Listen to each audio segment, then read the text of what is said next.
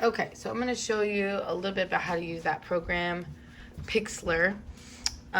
These are the nature texture images that I took with my camera. I guess one of the big things would be hoping that you guys know how to take a picture from your camera and move it onto your computer.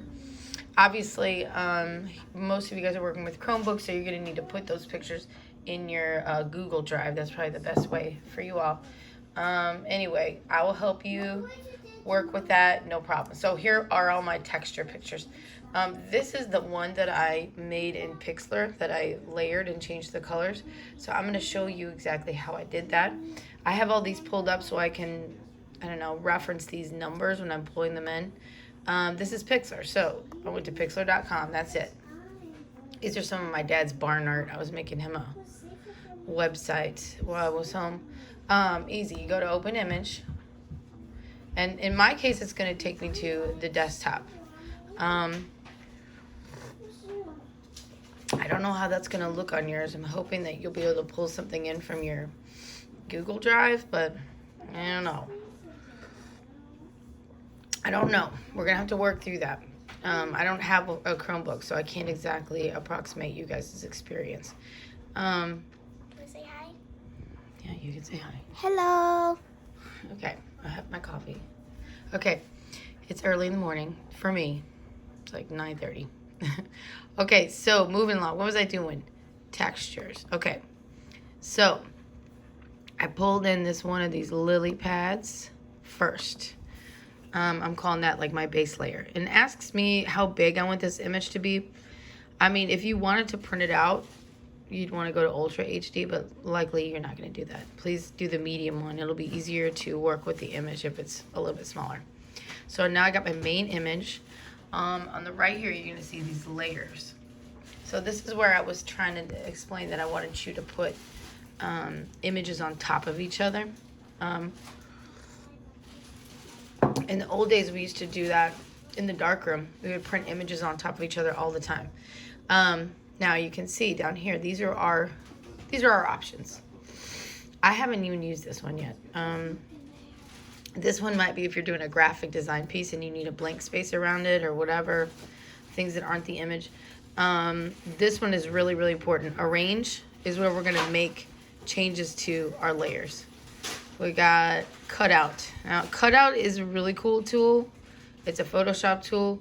What you can do is actually cut sections out and then reveal things underneath them. So that's also useful if you've got more than one layer. You could cut something out of it, and that way you can see what's underneath it. Crop, obviously. This is a big one. Vibrance, colors, lightness. This is something you're going to use even on your phone sometimes to adjust an exposure. Maybe it's too dark, too light. Filter. I feel like I didn't use this one at all. Effect, I definitely used. This is like Instagram filters. Liquify, I tried using it, but it looks so, I don't know. I guess fake is the word I'm looking for, but it'll have that like instant gratification because it'll look really weird, but it'll also look really like seen that before, you know?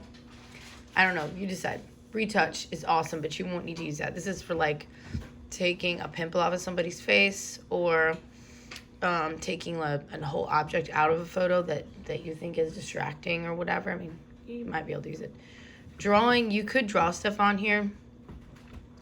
I don't know. I think it's going to look a little elementary school art project, but whatevs. Text, obviously we're not going to use that, but that'd be really good for making other things.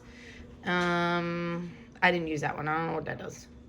And this is where we're going now. Add image.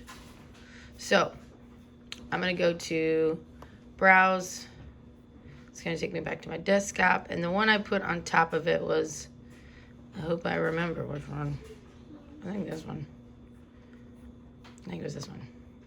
I'm trying to redo one I already did. Now, this is really important where it says create new or add current. Please put it, if you're going to layer it, you got to put add current. That's going to put it right on top of what you already have. Come on, buddy. Whoa, okay. Is that the one I used? I don't even know. Okay, So now I can't see it. What? Okay. So there's my layers. I got 2 images here. And when I switch back and forth, there's these little check marks. If I uncheck it, then that layer is not visible anymore. If I recheck it, hello, there it is. Same thing over here. Right now, this one's on top of this one, which is why I can't see this one, right? You can, I think, you can change the, let's see. I think if you go to arrange, you can change these, you can flip them around, but I didn't do that. I want to try to replicate exactly what I did before. And really, there's no reason to do it exactly, unless you want to make some cutouts. Like say I wanted to cut something out of here and reveal this underneath, then we would probably need to change that. Wait a minute, look at this. What's this? Background, visible, locked, hidden. Okay. I don't know. I don't want to do something and then be like, what happened? Okay. So, the first thing I'm going to do, though, is... Oh, I just did something without showing you. I went to unlock. Did you guys see that? That's really important. You have to go to unlock to change anything. So I am going to change this right here. It says transparency. And over here, I got to make sure I am always clicked on the layer that I want to change. Since the blue rectangle was actually over this one, it was going to change the other one. Even though we wouldn't see it because this guy's in front of it. That's not what we want. I was going to change the opacity or the transparency of this one, the green one. So I make sure I have that clicked. And then over here where it says transparency, you can just crank that down. And as you turn it down, you can see it starts to disappear, right? So you can play with that a little bit and see how much you want it to disappear or not. I did a whole bunch of stuff that I ended up just trashing and just like not wanting, and ended up being a really simple thing in the end. So I changed that. So now I'm going to go over here. I did the other thing that I decided I liked was filters. It was effect.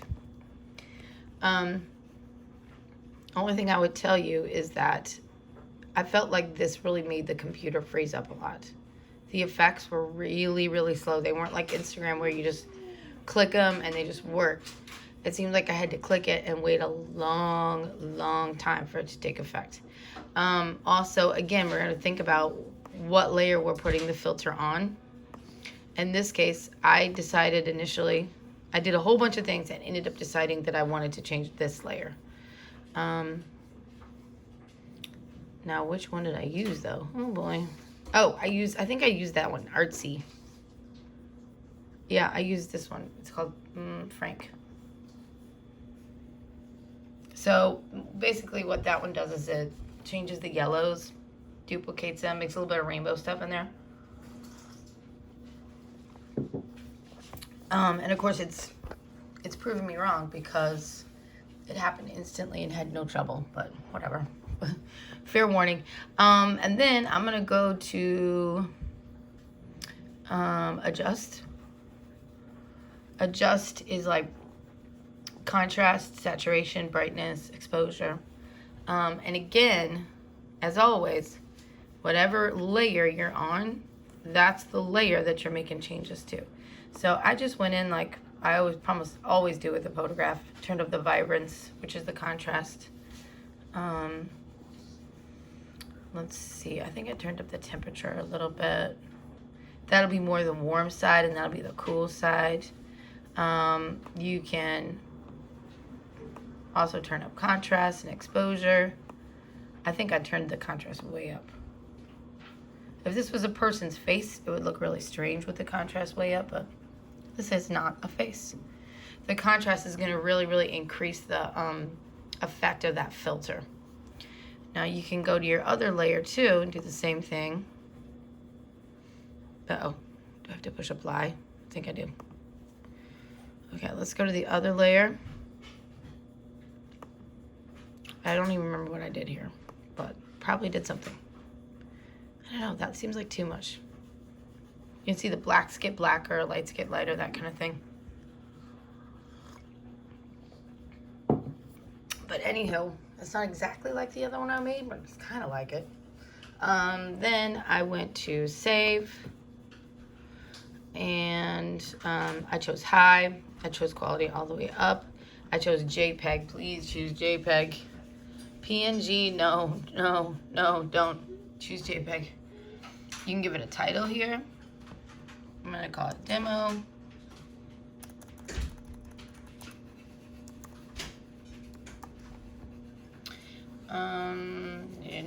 Download. Now mine just opened like this, which is, I use a Mac, so this is preview. There's a whole lot of things I don't know about what your program will do. I would go to File Save As, or File Move To, and put it to my desktop. You guys are gonna need to put it in your Google Drive though.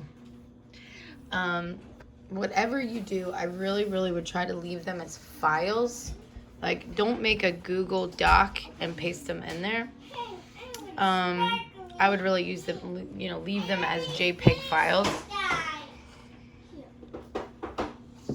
I wish I had a Google Chromebook to see exactly what it'll look like in your machine, but we could have a help session day where it's an optional Zoom chat and anyone can call in and I'll try to help you talk you through it. Anyway, have fun. Okay, bye.